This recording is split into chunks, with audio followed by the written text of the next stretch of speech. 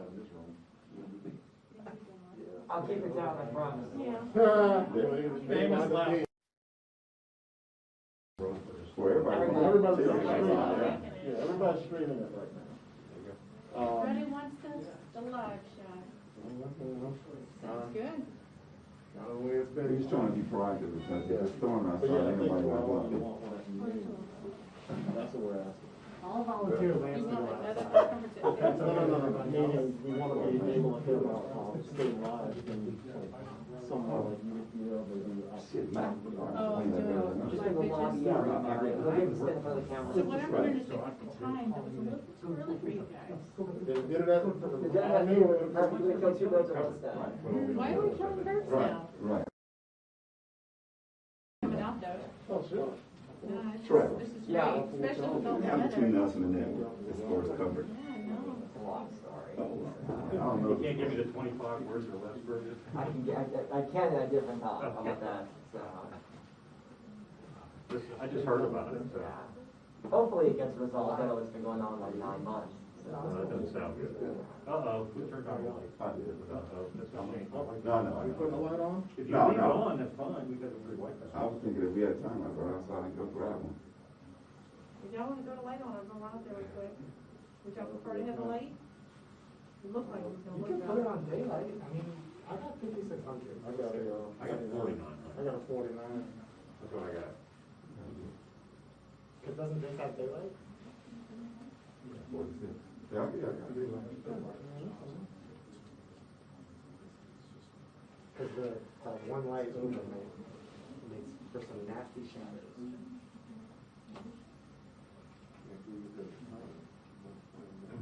We should have a drone home. Shush, shush. That'll give everybody some ideas. That's what I'm saying. That's the first thing they say. No.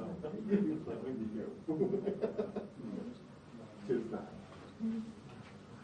Just see y'all running and gun with us again. I'm back there. I was thinking about you the Drop other the day, twist. man. That's right. Yeah, I was thinking about you the other day. Morning. I hope it looks Dr. good. Watson will be down here in just a minute. Okay. I apologize for the delay. Can you give us the names of who's going to be speaking, just so we have that? It'll be myself, Ensign Shelley Turner. That's Yeah, I'm the moderator. I'm not actually speaking. Okay. And then it'll be Captain Will Watson. Will Watson? Is that W-I-L-L? That's And correct. is W-I-L-L. he sector commander? He is the sector commander.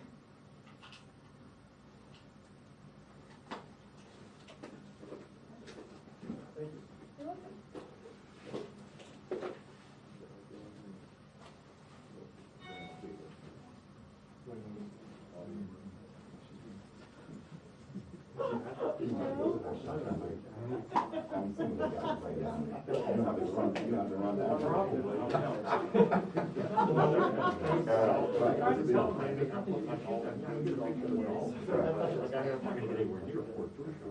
I'm sure they're gonna have something. I just thought about it. It's gonna be raining. It's gonna be raining. I'm just glad I didn't get that. We do have another crew coming in, but I don't know where. So who are you working for today? NBC. That's your go-to client. Not really, I've been doing CBS Which is lately. nice, but it A lot. didn't come Yeah. from Not a lot of NBC. for the handle. Yeah, Now, I don't really, I mean, when I use this, I don't really have time to use this. Like, I'm not cable. But I couldn't get a wireless plug to work on that shotgun. Just, You need phantom power.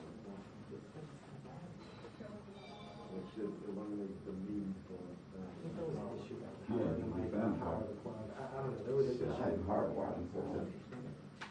Cause yeah, that's all it needs is, it needs a battery, even if it's a dead battery, just to connect. Connection. Okay. Yeah. It should still work, that's what the battery. If the, however, if the battery is dead, it does want power, which means then you do need phantom power. Okay. Yeah. So does the plug provide phantom power? If you So the can, battery- the newer types can do it, yes. Yeah. You just have to go on the menu of it and tell it to do it plus 48 feet. I was just having all kinds of. You know, it's too much work. No, it was generally too much work for me. I was having all kinds of. We don't buy it. So, You know we're good.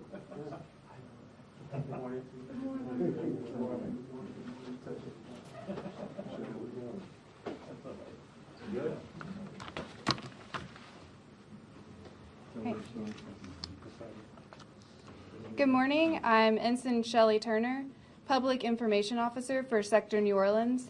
Thank you for being here today. In a few minutes, Captain Will Watson, Commander of Coast Guard Sector New Orleans, will make a brief statement concerning the capsized vessel south of the Louisiana coast. If you have not done so, please silence your cell phones and take any calls outside this area. Captain Will Watson will make a brief statement to update you on the incident, and will be available for about 10 minutes to answer your questions. However, I will remain behind to answer additional questions you may have. When I call on you, please state your name and affiliation so that we can get back to you with any follow-up information. Please limit yourself to one question and one follow-up in order to give everyone a chance to ask questions. Ladies and gentlemen, Captain Will Watson.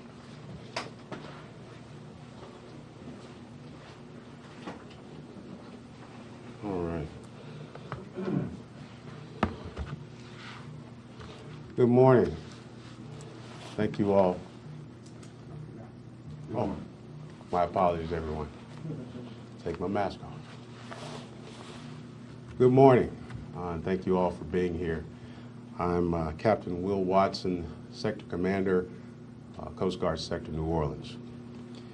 First, I will provide an operational picture of initial events, our current response efforts, and our anticipated future actions. Yesterday, at about 4:28 p.m., the Coast Guard received a distress message from a Good Samaritan regarding a capsized 129-foot lift vessel named the Seacorp Power, approximately 7 nautical miles south of Port Fourchon, Louisiana. Seacorp confirmed that the Seacorp Power departed Port Fourchon about 1:30 p.m. on yesterday, en route to Main Pass, which is about 25 nautical miles east, with a crew of 19 individuals. At the time of the incident, on-scene weather conditions were challenging. 80 to 90 miles per hour were the winds, 7 to 9 foot seas, and extremely limited visibility. Fortunately, even with adverse weather conditions, our crews were able to get on scene and respond within about 30 minutes. Our current assets deployed on scene include one 45-foot response boat, one 85 helicopter from Air Station New Orleans, one 144-foot fixed wing plane from our training center Mobile, and one 87-foot Coast Guard cutter, the Amberjack. And also, I want to say that Port Fourchon Parish, they have a boat engaged as well.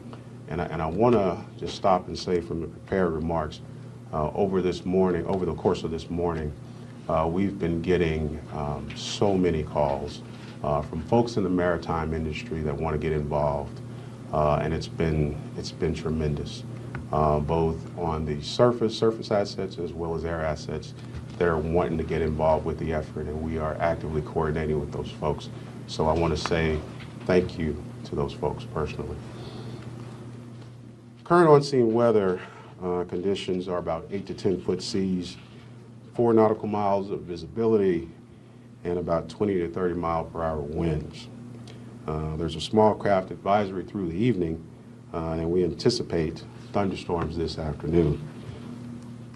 Personnel accountability and safety of life is our top priority. We are saturating the area with available resources to assist in the rescue mission, and we will continue to do so. As of now, we have rescued 6 survivors who were safely transferred ashore. Unfortunately, we recovered 1 individual on the surface of the water deceased, and the search effort continues for the remaining 12. My heart and the collective heart of our team goes out to the families and to Sea Corps, but we're giving it all we have. The vessel itself remains overturned on its starboard side, partially submerged and grounded in approximately 55 feet of water. There has been minimal environmental impact to this point, and we are coordinating with state and parish entities to reduce any potential impact. Sea Corps is coordinating with the families, with the next of kin communications, and family reunification efforts. So at this time, I'll take any questions that you might have. Yes? Yes, Captain, if you could go over a little bit for us, if you know, what was the Sea Corps doing when it left Port Fourchon? Where was it going? What role was it going to perform? And why was it necessary for this boat to go out in such treacherous conditions? So let me answer by saying this. All of those things remain under investigation. We're trying to figure this out as we go.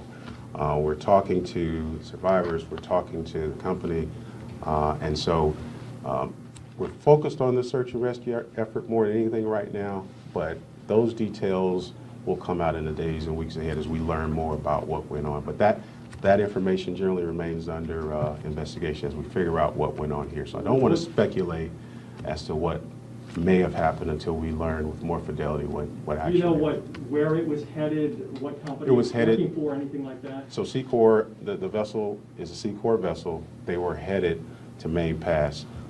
We don't, at this time, know exactly the mission they were on. Our focus was that the vessel has capsized, and we're trying to find the folks that remain unaccounted for. Those details, though, we'll get them to you as we learn them in the days ahead. All right, thank you, Captain. I have a question back here. Please state your name and affiliation, please. Sure. Yes. Justin Michaels with the Weather Channel. Yes. As far as the weather, I Mhm. mean, it seems pretty apparent that that was certainly a factor in this. Can you go into any extent as far as detail related to the weather conditions at the time, what exactly the boat was going through, anything specific there? I will tell you, as I mentioned a little earlier, that what we know of the weather conditions at the time is that we had 80 to 90 mile per hour winds. Now, consider that. Challenging, 80 to 90 mile per hour winds in 7 to 9 foot seas. That's challenging under any circumstance. And so we don't know the degree to which that contributed to what happened, but we do know those are challenging conditions to be out in the maritime environment, is what we can say with fidelity. Mm-hmm. Okay, and state your name and affiliation. Yes. Kevin McGill, Associated Press. Morning. Were there any warnings or coastal marine warnings, any type of warning at the time that the ship departed, the boat departed? So we did have some weather reports yesterday. There would be some challenging weather, but there was this level of weather was not necessarily anticipated. And I think, you know, I can say that with fairly good confidence that we did not anticipate the weather that we saw. Was the ballast full? What was their cargo? And were the legs down or in motion? So again, not to keep repeating myself, I apologize for that, but those are details that are part of our ongoing investigation. And we will get you that information as it becomes available, but I don't want to move into that realm right now. Our investigators have engaged and they are talking to folks on scene, to the company, and we're learning as we go. I will tell you the information that we're getting has informed the search effort, but I don't have those specific details that I'd want to divulge given the ongoing investigation right now. We will get that information to you in the days ahead. All right, please state your name and affiliation. Natasha Robin, WVUE Fox 8. Yes. Can you just explain what a lift boat is for people in the public who really do not understand what this vessel is? Sure, I'll do my best. In fact, I brought one of my senior experts who does this for a living, one of our senior marine inspectors who understands these types of vessels through and through. But I'll give you just a basic picture of it, and I'm going to ask Todd Michelle, one of our senior inspectors, to give you a little more detailed information. But if you can imagine a vessel almost like a a platform, maybe with a crane or two on it, and has legs that can be jacked down towards the seafloor. And as those legs reach the seafloor, the platform of the vessel begins to rise. And so those vessels can be stationary and do work offshore. That's a limited layman explanation of what a jack or a lift vessel is. I was about to say a jack-up vessel, but a lift vessel is. Todd, you want to get engaged here and just share a little bit on that? State your name and spell and Sure. How you doing? Good morning. My name is Todd Michel, Toddmichel. I'm a senior marine inspector here at Sector New Orleans. Basically, Captain had a pretty good description of what a lift boat does. This particular boat has 3 legs, two forward, 1 aft. Basically, they're 250-foot legs. As the legs jack down into the sea floor, the hull of the vessel is able to raise up above the waterline, above the sea conditions, to work on offshore platforms, offshore rigs. They're mainly used for their cranes. It's the big part of what they do offshore. Lifting personnel, lifting goods, lifting offshore equipment onto rigs. That's basically it. They work kind of as a regular vessel with propellers and shafts when they're going underway with their legs jacked up. They get on site, jack their legs down to the seafloor, remain stationary, and are able to work from that point. All right, thank you. What was the length of the legs? I'm sorry, just 250 feet. As far as the draft of the boat, I mean, does it sit pretty shallow and would maybe not be able to handle those 7 to 9 foot waves? I mean, does it have a... All boats are designed differently. I mean, typically it doesn't have a deep draft like you will see a ship, but all boats are designed differently on what kind of wave heights or what kind of conditions they can handle. Sure. Thanks, Todd. All right. Thank you. Please state your name and affiliation. Yeah, my name is Travis Buck with New Orleans Public Radio. Morning. I'm wondering if you can talk about 2 things. First off, Mhm. given that I think you mentioned it's like 8 foot seas right now, is that complicating the search and rescue operation right now? Can you just talk about the current conditions affecting? So, to say, let me put it this way. To say we have 8 to 10 foot seas out there is what we're seeing. And about, actually, at the present, I think we're seeing 6 to 8 is the most recent, with about 15 to 20 nautical mile winds. And I think we got about 4 nautical miles of visibility. We're operating in those conditions. We are actively searching. I will tell you that. I won't tell you that those conditions can't be challenging, but we are out there and we're committed to the search and rescue effort. My other question was, I guess more like, you know, if these weather conditions were more known, that these seas are going to be so bad, would it be normal for the ship not to go out there? Like, is it weird that this ship was unlikely that it was out there? Well, I don't want to, again, I don't want to speculate where that's concerned because the investigation is ongoing. But I will say this, as I said earlier, the level of impact of this weather, I won't say was wholly anticipated. So I don't want to say that Sea Corps was doing something they shouldn't have been doing. And again, all that information will come out as the investigation proceeds. All right, thank you, Captain. We have time for one more question. Okay. Please state your name and affiliation. Yeah, I'm Ramon Vargas with the Times-Picayune News. Good morning. Good morning. Could you describe how large the search area is at this stage? And I know you kind of hinted it earlier about you're going to take into account the stormy conditions expected later, but can you go into detail a little bit more about what that might prevent you from being able to do, or how long you can search that area? Well, I'll put it to you this way. We have a very fixed location. We know right now that the vessel is not drifting. We presume that the vessel is aground, but we are monitoring that actively. Conditions could change. So we are searching in that area and in a successive pattern out from that area, given the uncertainty as to where these folks may or may not be. So that's how we're handling this right now. Do you know what the temperature of the water is out there? I can get back to you with that information, but I want to say we're somewhere in the 70s, above 70. Mr. Watson, if I may, sorry, last question. I'm with NBC News. Oh, Arrival. My apologies. sure. Can you please speak to how you feel the prospects are looking to find these additional 12 people and what you can tell us about them? I'll put it to you this way. Whenever we engage, the Coast Guard engages in a search and rescue effort, we are hopeful. You can't do this work if you're not optimistic, if you're not hopeful when you do it. So I will tell you that we remain hopeful. We're one day approximately into this operation, and we're giving it all we got. And that's the best I can tell you. Can you tell us anything are about hopeful. the 12 people who are still missing? I would leave that to Corps. They're managing the next of kin relations with the families, and so I wouldn't want to get into speaking about the members, especially given that those folks are not yet accounted for. I wouldn't want to do that to the families. So thank you all for your time. All right, thank you, Captain. Okay. I'll take over from here. Thank you. You guys have a good day. All right. Thank you, everyone. If you have any additional questions, you can touch base with me, and I would love to get information back to you. So we have our Joint Information Center set up, and if you want to call in or talk to me right now, we can discuss options for getting further information.